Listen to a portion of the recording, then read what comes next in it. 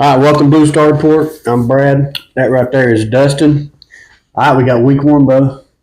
Let's get it. Let's get it done. Listen here, this is going to be our keys to victory. This is what we think that the Cowboys need to do in order to get this victory against the Philadelphia Eagles, which I think they can do.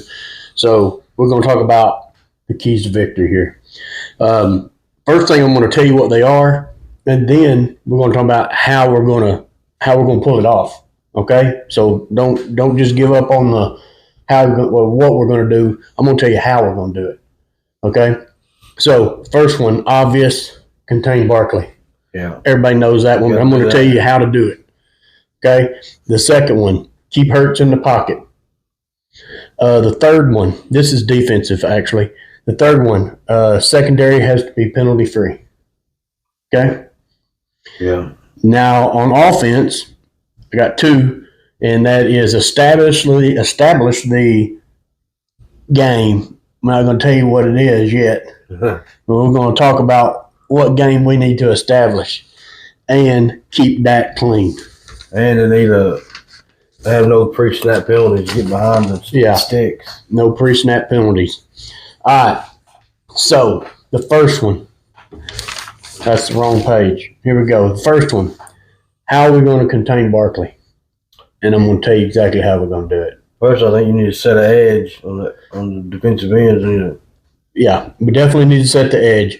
The Browns did it last year. The Browns contained Barkley. He had 47 yards rushing on 18 carries for 2.6 average. And we need to model exactly what they did. And this is exactly what they did. They used their edge, like Dustin said, and they set the edge. You cannot let him get outside. No. Okay? You can't let him get outside. You have to set the edge. When you set the edge, it's going to turn him back inside. Now, we had a problem with that when we played him last year because Parsons can't set an edge. Yeah. Okay, so there's that problem. Hopefully solved. The next problem was Mozzie. When you set the edge and Barkley turns back inside, your interior defensive linemen have to keep small gaps. They have to hold the ground, keep small spaces. He can't have a whole bunch of places to choose from to run. You have to have small gaps and do that. And Mozzie couldn't do that. He'd get washed out most every play.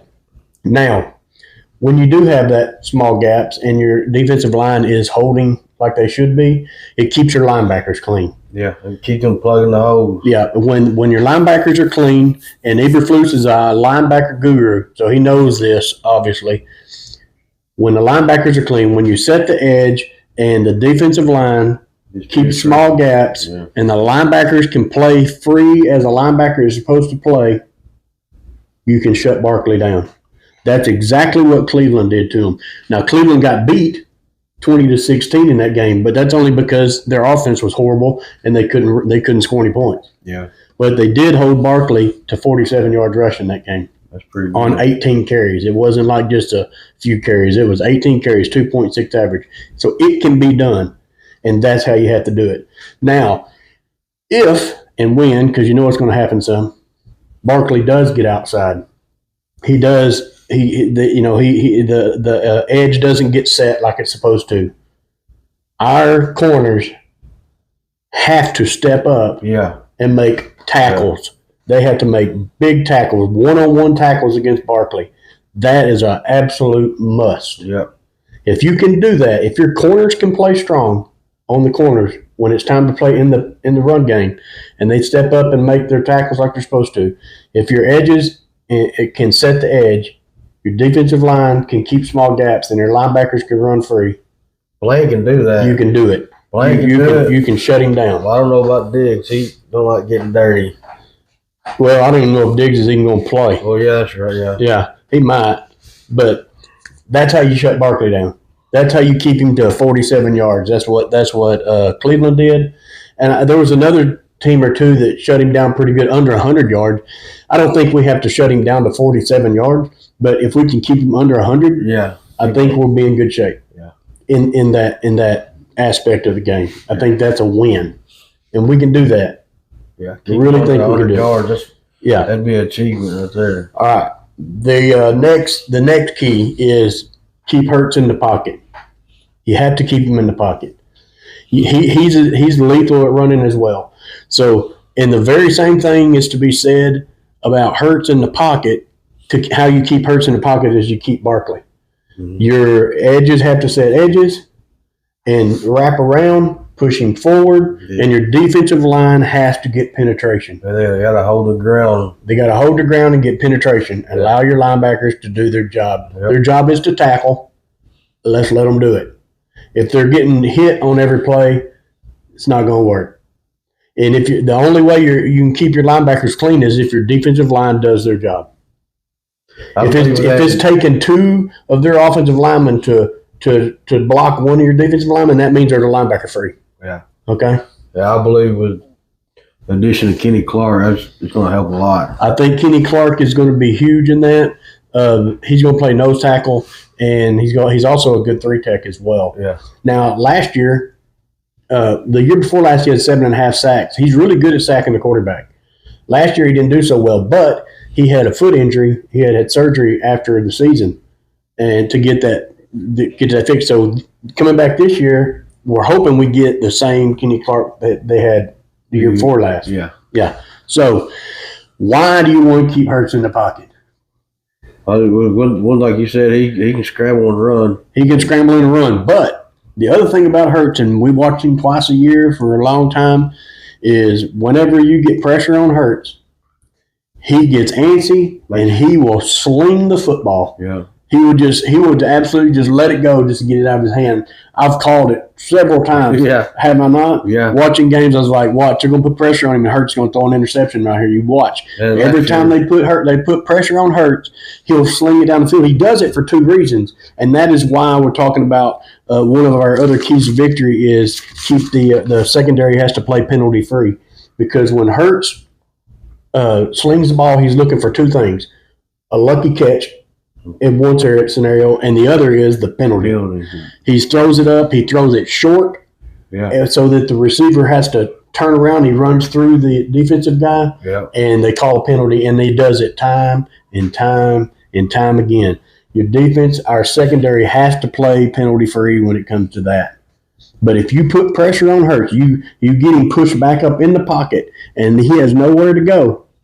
Your defensive line gets pressure. He'll let it go. He'll just sling it. I promise you. Let it fly or get sacked. One of the two. But that's it. On defense, that's our deal. Contain Barkley by pushing him back inside. Contain Hurts by keeping him in the pocket. Penalty free secondary. And when Barkley does get outside, which he will on occasion, our secondary corners have to step up and make a tackle. Yep. Okay? So now let's go to our offense. What does our offense have to do? Okay, I said establish the game. Okay, so a lot of people say you got to establish the run game. Got to establish the run game so the pass will open up. Well, I don't feel that way for Cowboys. Our strong suit is our passing game, okay? We need to establish the passing game and open the run game up, okay? We have to establish that passing game. We've got basically two number one receivers out there. Yeah. They can do it. So in order to, where did I put that? Establish the passing game. What do we got? Like I said, we got Landon Pickens. We have speed in spades. Yeah. We have it. Turpin and Blue. I'm not sure how much they actually plan on letting them play in this game, but as far as what we're concerned, on our offense, if we wanted to succeed in this particular game, we need that speed. We need to utilize the speed of Blue, and we need to utilize the speed of Turpin. Short passes, swing passes, screens, short quick slants. Once you do that, it's going to open up over the top. You got Pickens and you got Lamb up there with the 50-50 balls. You run some play action. You establish the passing game. Yeah. Not the run game. Establish the passing game, and then it'll open up the run game for us. But we have to establish it. That's our strong suit. It would not surprise me if we come out in this game slinging the football. from first down on. It wouldn't surprise me at all. Now, how are we going to keep Dak clean? We don't know really a whole lot about our offensive line. Yeah, I would say Guyton's out. Yeah, is Guyton going to play? Oh, I think he is. He is. I think he is. Yeah, but regardless, we got to keep Dak clean. Yeah, and that folds right back into speed. Getting the ball out of his hand quick, fast. Ball out of his hands as quick as possible. We got to use tight ends for chipping. Yeah, and our running backs for chipping. A lot of motion.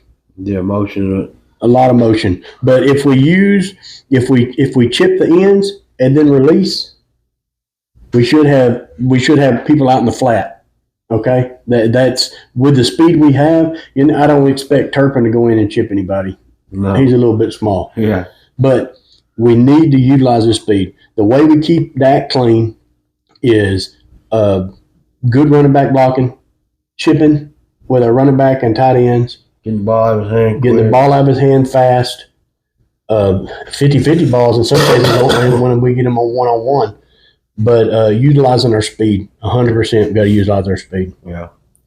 Those are the main things that I feel like we need to do. Obviously, there's a lot of small things we need to do, like red zone.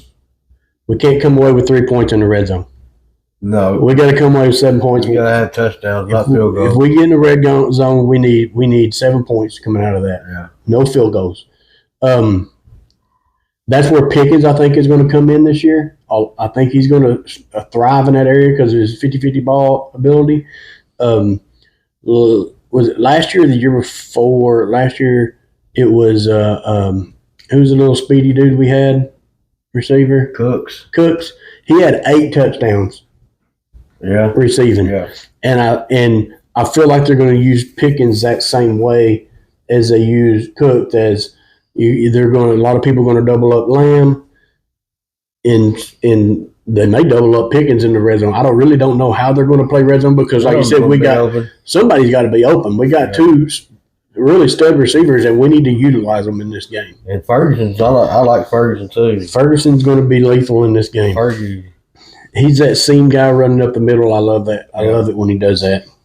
But other than that, I think we need to play with some aggression. We've got to play with our hair on fire. Yeah. We're going to have some serious play from these edges. Yeah.